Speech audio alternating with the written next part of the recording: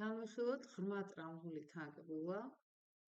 პაციენტი არის 8 წლის და როცა ხურავს პირს, მისი ქვედა ფრონტალური კბილები ეხება ლორწოვანს და იწვევს ლორწოვანის დაზიანებას, ტრავმას, ამიტომაც ქვია ღრმა ტრამვული თაგბილა. ქვედაყბა გადანაცვლებულია უკან და ეს არის ინგლისის მეორე კლასი და პროფილიც ისე გამოიყურება, რომ თითქოს ზედაყბა ძალიან გამოწეულია და ქვედაყბა შეწეულია. რეალობაში პაციენტის ცეფალოგრამას როცა ვზომავთ, ძალიან ხშირად ზედაყბა სწორ ადგილას დგას, ქვედაყბა ძალიან შეწეულია და ისეც ხდება, რომ პაციენტის ზედაყბა შეწეულია, ქვედა ძალიან შეწეულია და ეს ატყუებს მშობელს და მას გონია, რომ ზედაყბა არის ძალიან გამოწეული და ხშირად აქვთ ასეთი მოთხოვნა, რომ შევწიოთ როგორმე ეს კბილები და თანახმარიან იქეთ-აქეთ ორი კბილის ამოღებას და ამ კბილების შეწევაზე, მაგრამ ჩვენ რას ვაკეთებთ? ჩვენ აუცილებლად უნდა გადავიღოთ ცეფალოგრამა და უნდა ვნახოთ, სად მდებარეობს ზედაყბის ძვალი. ზედაყბის ძვალი მდებარეობს სწორ ადგილას, უბრალოდ ქვედაყბა არის გადანაცვლებული ოდნავ. აქ შეიმჩნევა ადენოიდები, პაციენტს პირი მუდმივად ღია აქვს.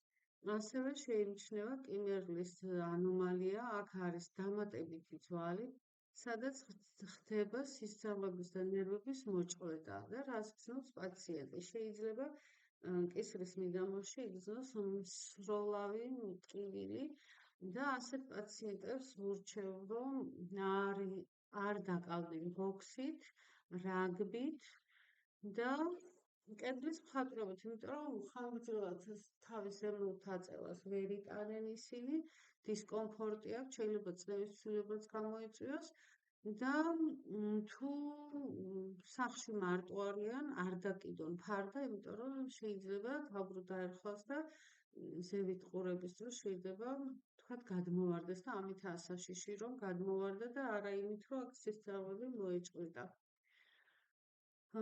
საკმაოდ სუბუქ შემთხვევები ხდება ორთოდონტიაში, საკმაოდ გავრცელებულია ეს კიმერლის ანომალია და ძირითადად არავითარ სამკურნალო დანიშნულებას არ ვაძლევ, უბრალოდ არის ასეთი რეკომენდაციები, როგორი სპორტით არ შეიძლება რომ დაკავდნენ. ზედაყბა რადგან შევიწროებული აქვს, ამიტომ ჩავსვი ზედაყბის გამაფართოებელი აპარატი, რაც თავისთავად იწვევს დამატებითი ადგილის შექმნას მეორე კბილებისთვის. ქვედაყბის ძვალი ნელ-ნელა გადმონაცვლდა წინ და იდეალური პირველი კლასით აქვს კონტაქტები მარჯვენა მხარეს, ხოლო მარცხენა მხარეს მსუბუქი მეორე კლასი არის მაინც დარჩენილი. რადგან პროფილში ქვედაყბა უკანაა გადანაცვლებული, შემდეგი მკურნალობა უნდა იყოს ისეთი, რომ უკანა კბილები ოდნავ გადავანაცვლოთ უკან, ქვედაყბას მიეცეს საშუალება, რომ მოხდეს აუტოროტაცია და წამოვიდეს წინ და ზედა ფრონტალური კბილები უნდა გასწორდეს ბრეკეტების საშუალებით. რადგან ქვედა ფრონტალური კბილები ზომაზე მეტად არის ამოჭრილი, ჩვენ დაგვჭირდება გარკვეულ პერიოდში ფირფიტის ჩასმა, რომ ეს ამოწეული ფრონტალური კბილები დაიჭიროს ფირფიტამ და ამ პერიოდში ეს კბილები დარჩება ჰაერში და მიეცემა საშუალება, რომ ამოიჭრას და შედარებით ჰორიზონტალური გახდეს ეს მრუდი.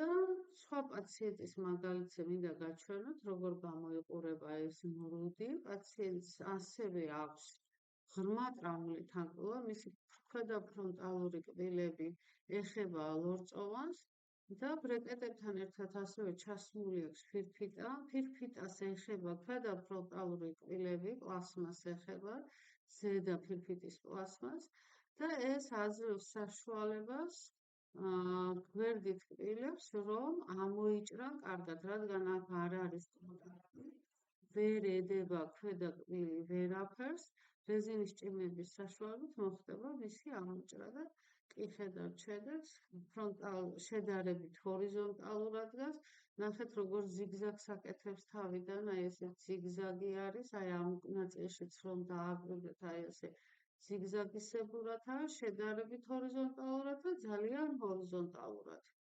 აი ასე უნდა მოხდეს შემდეგი მკურნალობა, ფირფიტას პლუს ბრეკეტები.